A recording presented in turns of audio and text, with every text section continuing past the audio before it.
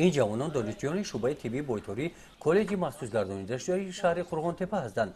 دوره تجربه آموزی را در کلینیکای وترینری دهه نوآباد جماعت دهات توبرک ناحیه واسه میگذرانند.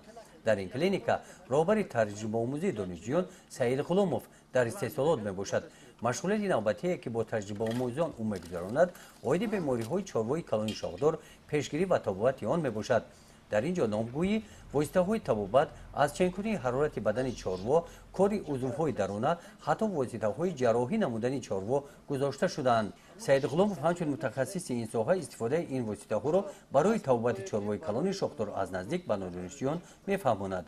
او به خوبی در نموده است که آینده ساحه چارواداری مملکت امنیت آذوقه‌واری در دست جوانان است. سیستم بایطوری این امنیت آذوقه‌واری را می‌کرده سیستم بایطوری.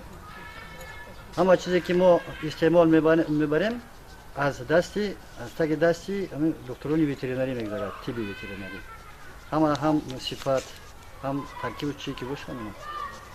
برای این هر سال من از سال 2013 سر کرده هر سال با ما 4-5 نفری اومده اینجا تجربه می‌کنیم.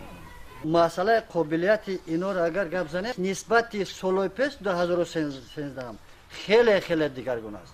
در این کلینیک 6 نفر تجربه آموزان با آموزش فرا گرفته شدند. مشغولیت‌ها وابسته به نقشه تجربه آموزی در حجره‌های علاوه‌ای برای ساحه چارواداری مهیا گشته می‌گذرند.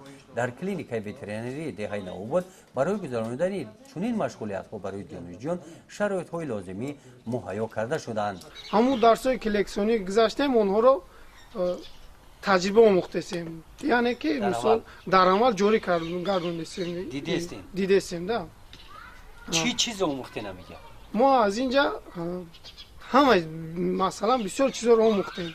رفتیم مثلا پونکت باردارکنی سونی اسکروسیاسپلین دیدیم و کارکرد شیر رفتیم دیدیم.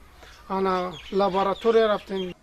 سعید غلاموف رهبر کلینیک وترینری دهه نوآباد تجربه 40 ساله فعالیت کاری و دیگر نوآوری‌ها را در سمت وترینری با تجربه آموزان می‌فهماند.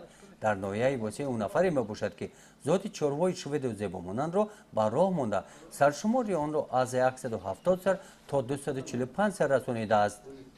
گزارش خواجه نظریف خدای نظر ظهوروف از ناحیه واسه برای برنامه اطلاعاتی نوید.